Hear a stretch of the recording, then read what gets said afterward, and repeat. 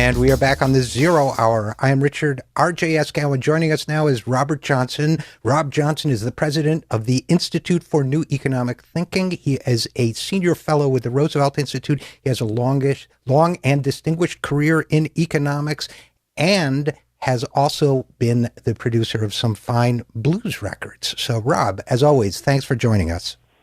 It's my pleasure. Now, listen, before we get into the fascinating topics I'm dying to get your thoughts about in the international economics world, I got to ask you, since we haven't talked for a while, heard any good blues music lately, good reissues, anything? Oh, not a great deal in the realm of blues. In jazz, there is a John Coltrane at Temple University reissue last year that was extraordinary. It was a concert towards the end of his life, but the blues music's been a little bit dormant for a bit, and nobody's come up with any discoveries in it, nothing excavated from the archives or anything of the sort. Well, I'm sorry to hear that, but I'm delighted to hear about the Coltrane because, as not too many of our listeners know, and I don't know if you know, I was a student of Jimmy Garrison's on the bass. Jimmy was John Coltrane's bass player for many years. That's right. That's right. So I'm looking forward to hearing that. Thank you for hipping me to that. Now let's move to the economics side of the equation here. You just got back from Davos, the gathering of the global financial elite. What was your sense of the mood there? Well, I think the questions of political instability and related social unrest and inequality were at the forefront of thinking. There was a great deal of, number of sessions to talk about these issues, and they actually had something called a survival camp, where people would go down and be put into an experimental, or like a fantasy place where they were making paper bags, and they had to resist stealing from teachers or consider prostitution in order to feed their kids, and people were screaming at them, and so you had some of the world's elite simulating extreme poverty. And you can be cynical about that, but I actually think the group that was putting on was trying to grow some empathy and make people understand. And how do you think they did? How were they successful in generating any empathy or understanding? They generated a tremendous amount of conversation. Unfortunately, the 4 times when they offered it, I was either on panels or speaking and couldn't participate, but my wife did. There were a lot of famous hedge fund managers and everything else, and as silly as it sounds, almost every place I went, cocktails or whatever, talking to folks, they were talking about that experience. But there were lots. Well, I guess that experience might have triggered some broader issues that you, as you point out, the conference was addressing. Issues of financial instability, political instability. You yourself said in one talk, if the reporting was accurate, that you know of wealthy people who are building landing strips in New Zealand or whatever so that they can get away if things get really bad. Was that a fair description of what you were saying there? Close. What I was saying is there are people doing things like buying farmland in New Zealand and building landing strips here or runways so that they can have their private plane take off and have an escape hatch in the event of extreme social unrest. There are people building compounds in the areas like Jamaica and other Caribbean countries. There are people who are buying services from kind of Blackwater-like companies to come in and be able to airlift their family out in the event of urban unrest, like we've seen in the context of some racial episodes. So I hear stories in New York, in Connecticut, and in London about people preparing to protect themselves, people who have lots and lots of money. Well, I think this is an important topic, and that's one of the reasons why I bring it up, not to gossip about the lifestyles of the rich and famous, and we're talking with Rob Johnson, president of the Institute for New Economic Thinking, but because I think the public at large is vaguely aware that There are people who have an enormous amount of money. They're certainly aware of the growing gulf between the middle class and the poor and the extremely wealthy. They get a sense from time to time, or may get a sense when one or another billionaire complains about being mistreated in the press or whatever. But I don't think this sense of fear, of disquiet, has reached the public consciousness. The sense that there are many wealthy people who not only are privileged but actually do feel a visceral state of fear.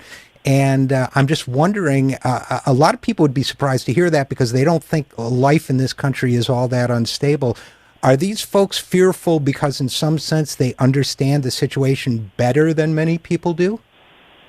Well, it's hard to know, but I would say some of them do, and they see incoherence, whether it's in the international monetary system or within national economies, or even, say, within the United States, the tensions personified by the approach of Michael Bloomberg versus Mayor de Blasio. There's a whole lot of stirring conversation right now. And the fascinating thing, and I think this is one of the lessons of this, is that people often fantasize that people with a lot of money are like all-powerful and therefore confident and very secure. And while they have some basis for having a lot less angst than every man, they often know that they are powerful in the ability to protect themselves from paying taxes or going to jail, and they can hire lawyers and stuff, but they are not powerful to affect what you might call a positive design for society. They can avoid dysfunction, but they are powerless when it comes to imparting what you might call energy that creates a functional society. And that's quite disheartening to well-meaning wealthy people.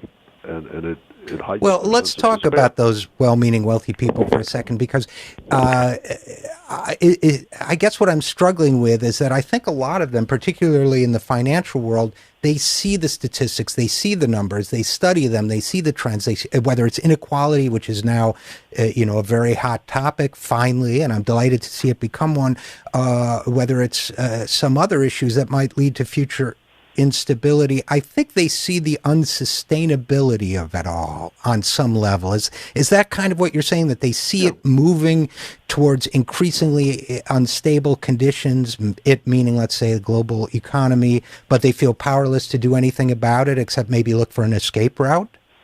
I think that's right. That there are a lot of well-meaning people who are suffering, even though they are quite well off. They're suffering psychologically as they see a disintegration of social, what you might call trust, legitimacy, belief in governance, but they do not feel powerful. They know how to lobby to keep their tax rate down, or they know how to lobby to keep their company from bearing a big burden, basically because they can relocate it. But they don't know how to sit together with their peers and put together a coherent design which you might call allows us to build a social infrastructure, school systems, an effective health care system that is, we say, cost-effective compared to the rest of the world. They don't know how to stop military adventurism. There are a whole lot of areas where even very, very wealthy people, billionaires, don't feel like they can make a difference.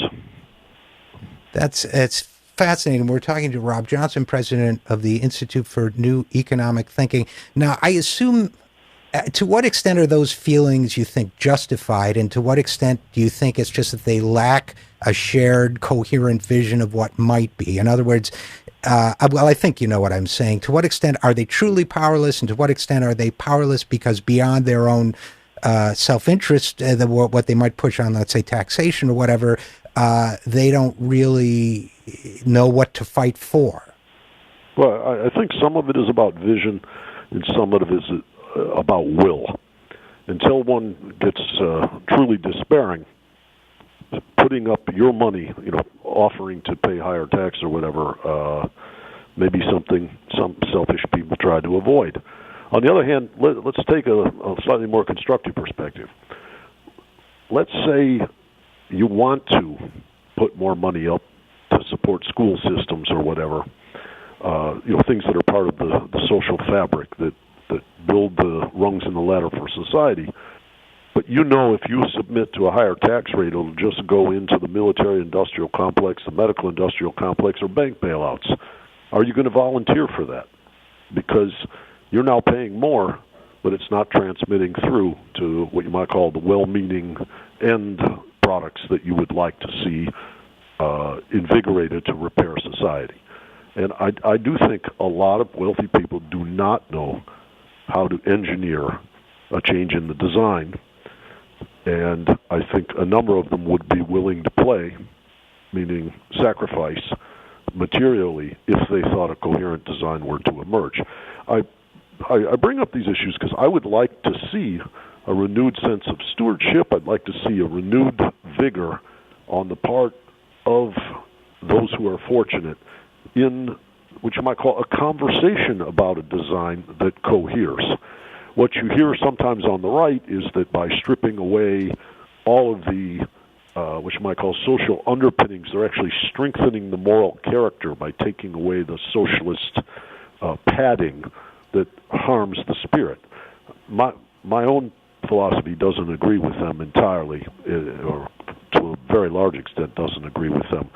And I think a whole lot of people should see in America the rungs in the ladder are being taken away, and class stratification is becoming what you might call a more persistent problem. People don't imagine their children with a lot of upward mobility, and various studies like the OECD and Joseph Stiglitz and others have produced suggest that upward mobility is even better in Europe than it is in the United States in recent years.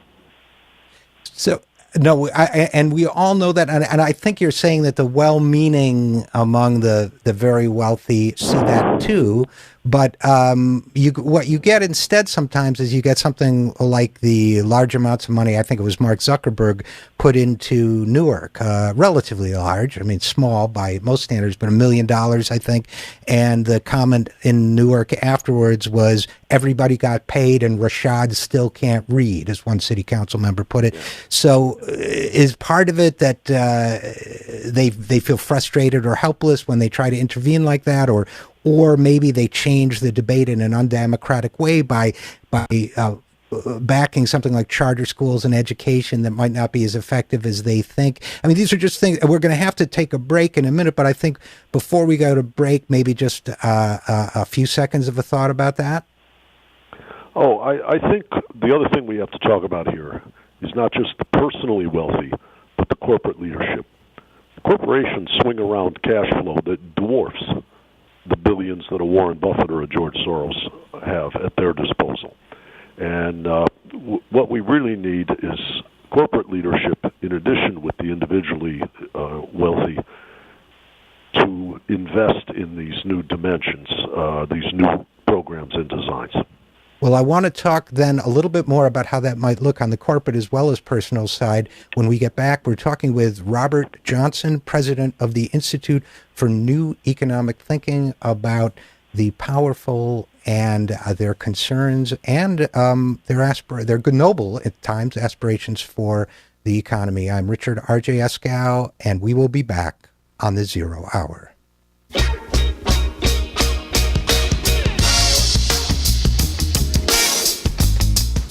And we are back on the Zero Hour. I am Richard RJ Eskow, and we are speaking with Robert Johnson. Rob Johnson is president of the Institute for New Economic Thinking. He is just back from Davos, and we are talking about the powerful, the elites, if you will, and what they might do with their influence for good, as well as their concerns about society as a whole. So, Rob, before we went to break, we were moving the discussion beyond what individual, even billionaires might do, to the resources that corporations have at their disposal.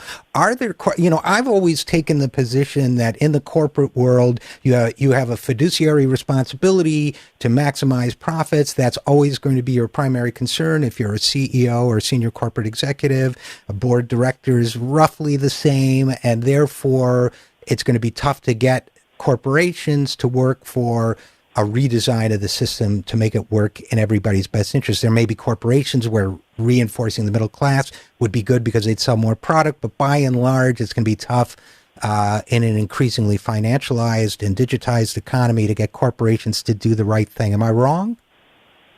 I don't know that you're wrong, and there are a lot of complications which we can explore. But let's think of it this way: say you're a guy like the late Steve Jobs, and you got a really good idea, and you put it together, and you've been refining your product for 15 years, and then a bunch of screwballs playing games with mortgage securities blow up the financial system.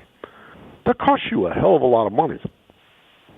So, to simplify things, people like Steve Jobs have a stake in the integrity and health of the financial system. Now, some people would say corporate executives who are often paid with stock options work with their investment banker in order to engineer extraction of wealth from the company for themselves. And therefore they, what you might call, have a personal incentive that's not aligned with the company's incentive, and they're more tolerant of the excesses of their investment banker because that's the person that's helping them suck money out of the company. But aside from that, if you have a good idea, if you have a good business, persistent social unrest, disintegration of a system, financial malfunctions, or the threat of taxation because your medical industrial complex costs twice what it should, delivering the 38th best care in the world, as is the case in the United States, these are threats to the continuity of your franchise. You should be investing in some, what you might call, social coherence and system coherence so that you can continue to make profit for years to come. There are a whole lot of hedge fund managers who think they're pretty good at what they did, and when Dodd-Frank and all of that went down, they were very, very active in trying to reform the too-big-to-fail banks because they were afraid of a disintegration of the capital markets, which, to put it selfishly, would queer the game they were pretty good at. And so there's a whole lot of preservative instincts within people who are commercially motivated that have to do with dimensions, what you might call, that are slightly larger in strategy than just, how to say, what their tax rate is or you know, what they pay their own laborers. And I really think we have to engage corporate leadership to take a stewardship role for not only preservation of themselves, but because most people live larger than just their paycheck. Right. Now, I guess the problem that people would see with that is, first of all, one of the most compelling arguments for it is the Princeton study, the Gillens and Page study, showing that essentially the elite, for lack of a better term, people with concentrated economic and political power, that virtually nothing happens in this country that they, for good or ill, that they don't want to see happen. So, for example, there's tolerance and embrace of gay marriage rights. That's happening, but other things will not happen. So I think bringing them around, giving them a vision to back, it makes a lot of sense. But I guess what we have is a very polarized debate right now where I think most people, I don't have polling data, but my sense is that most people's reflexive response would be, those guys couldn't care less. They're the enemy. And I guess there's a polarization. And can we acknowledge and fight the massive wealth inequality without identifying the 0.01% or corporate executives as the problem or the enemy and bring them around as allies in this? Well, I think there's a whole series of debate. The theologian Reinhold Niebuhr used to essentially say in his book, Moral Man and Immoral Society, that you can't count on the elites to benevolently reform themselves or to give up ground. On the other hand, if you demonize, so you can identify the 1% or the 1/10 of 1%, and you can point out specific ways in which they're resistant to change, and there are plenty of them. But if you demonize them as a whole, are you not weakening yourself by increasing your despondency and saying there is no hope, the game is rigged, these guys are going to crush us? Now, I don't, that may be right, but I think one has to keep what you might call propelling yourself forward with an open mind, not a naivety, not a oh, let's pretend all the elite people or all the people at Davos are well-meaning and nice people. I wouldn't pretend that they're all going to get, up arm in arm and go to Ferguson and try to alleviate the hideous racial conflicts that we see being perpetrated by law enforcement. And by the way, law enforcement is afraid.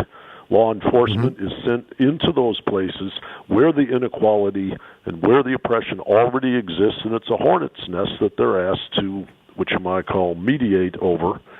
And I think there are a whole lot of policemen that would like to see inequality alleviated, too. There might be a little less dangerous on the beat that they have to walk at night.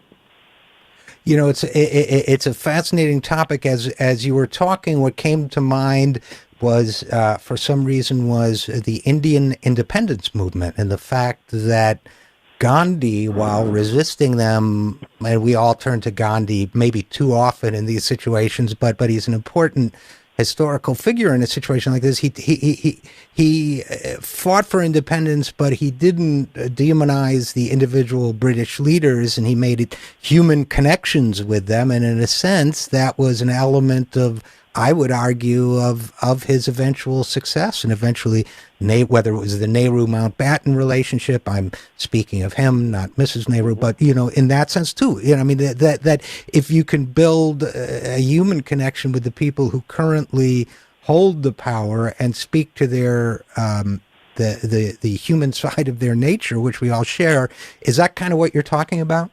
Yeah, if you're looking within me, in my experience, the person I most admire in my lifetime in the United States is Martin Luther King. And with the inspiration of Gandhi, he is the one who said, embrace your enemies, find that compassion, find that humanity, look for ways out. It's a more constructive pathway. And it doesn't mean harboring any fantasies or illusions or cottoning up to rich people and all kinds of false resolutions. It just means resisting the temptation to demonize, polarize, and resign. That which you might call compassionate path is probably the most fruitful path. And I think King, who escalated his criticisms in the last years of his life, as the new book that I know Cornel West curated called The Radical Dr. King, that just came out this year, or Vincent Harding's book, An Inconvenient Hero. They talk about King escalating and putting pressure on consistently, strategically, but compassionately. And if you read those works, they are not what you might call chilling demonization, but they are increasingly fierce criticisms of the systemic dysfunction. So, Rob Johnson, president of the Institute for New Economic Thinking, what are the lessons for people who are activists? Most of us are not billionaires. Most of us know few or no billionaires. Most of the folks listening probably have more of an activist bent. What are the lessons in all of this in terms of future activism, future advocacy, future political, street-level political action? Mm-hmm. Well, my own intuition here, and it's only an intuition, is that you weaken yourself when you polarize and you don't allow the possibility for other people to transform or potentially align with you. I also think there's a criticism that I would render of some, which is there are many people who think if they just protest what's happening, if they just disassociate their identity from some horrendous social outcome or process, that's all they need to do. That they can walk away, it's not their fault.